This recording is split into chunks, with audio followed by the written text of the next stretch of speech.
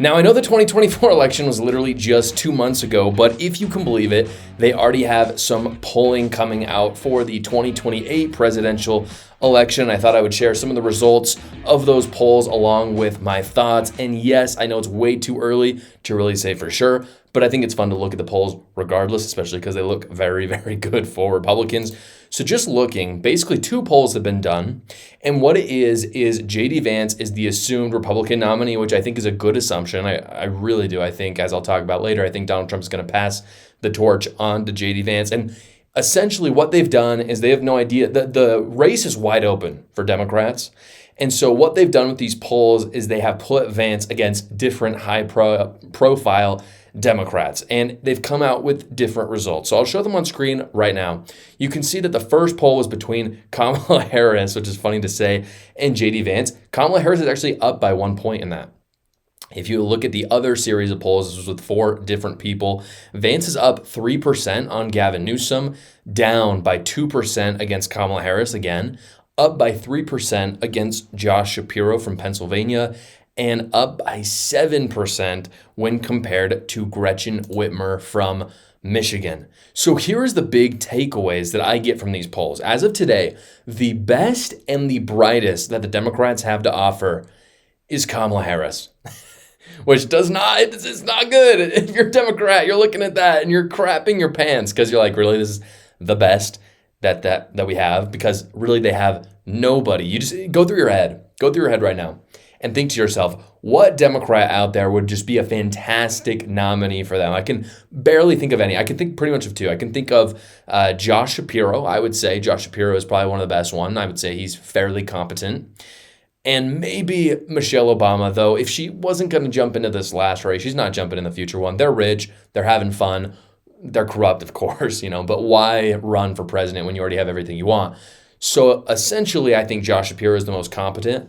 But again, in that poll, it shows that he's already losing by 3 points to J.D. Vance in a hypothetical matchup. And that is not even including the poll bias, which of course we see every election now. I think J.D. Vance will have a polling bias just like Donald Trump. A lot of people think that this polling bias has been around forever.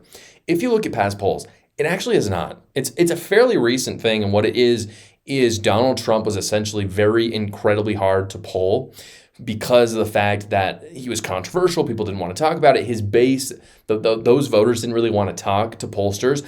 I think part of it will happen with J.D. Vance. J.D. Vance is not as controversial as Donald Trump. However, the people voting for J.D. Vance are still the MAGA base. And so there will be a polling bias in a big way. I mean, if you look at it, even if it's half of Trump's polling bias, it's going to be like a 3 to 4% swing. So in reality, those polls against Kamala Harris, he was actually up by 2 to 3%, very similarly to Donald Trump. Also, if you're looking at a 3% lead for J.D. Vance against Josh Shapiro, for instance, you're actually looking at a 6% lead, which is, commanding. I mean, it's a blowout. So that's kind of the fun side of it. But I do want to talk about the more realist view of all of this. The realist view of this is that most Americans don't really know any of these Democrats. They do know J.D. Vance a little bit because he's run for president and he's had debates. But even J.D. Vance, they don't know him that well because the reality is people just aren't tuning into politics as much as I am, maybe as much as you are. And so they're going to get to know J.D. over the next 4 years. And that's a good thing. It's a very good thing. And that's one reason why it is so imperative that it goes well over the next 4 years, because you remember, no one knew who Kamala Harris was either until she was with Joe Biden. And then Joe Biden and her did an awful job for 4 years. And even when Biden dropped out, they could not disconnect Kamala Harris, rightfully so, from Joe Biden. And similarly, they will connect J.D. Vance to Trump. So if it goes well for Trump, it's going to go well for Vance in 2028. If it doesn't go good in the next 4 years, it's almost impossible for Vance to win. Even if he's different than Donald Trump, which he is different in many ways, it's just impossible to disconnect yourself from someone you are actively in the executive branch with.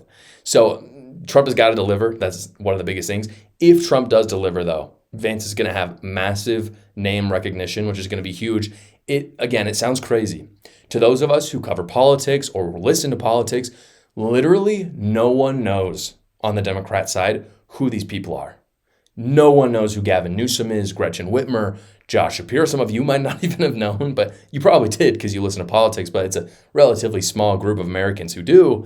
And so seriously, if you went out on the street right now, you asked 10 people, do you know these 3 people? There's probably one person that knows who all 3 of them is. And maybe honestly, maybe 4 people who would know who at least one of them is. And it'd probably be Gavin Newsom because he's fairly controversial. But people don't know who Gretchen Whitmer is. They don't know who Josh Shapiro is. So the numbers for them are going to go up over time, I guess is what I'm trying to say.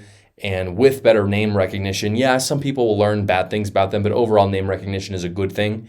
And so those polling numbers will actually bump up. I think they're going to bump up for JD Vance as well. He has an awesome opportunity to have a killer 4 years on a national scale and overshadow any name recognition that the Democrats could possibly get with their frontrunner.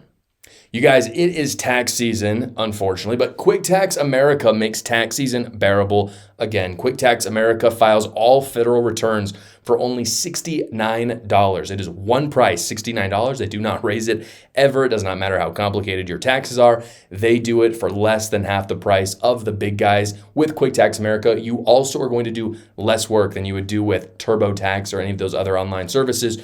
Simply, you answer a few questions, you upload your tax documents, and then you schedule a 15-minute call with a tax professional to make sure that everything is right, and they do the rest. Work with Quick Tax America, get a great service at a great price, and your best return because, a little secret, Quick Tax America does not like the IRS. They don't like them at all because who does?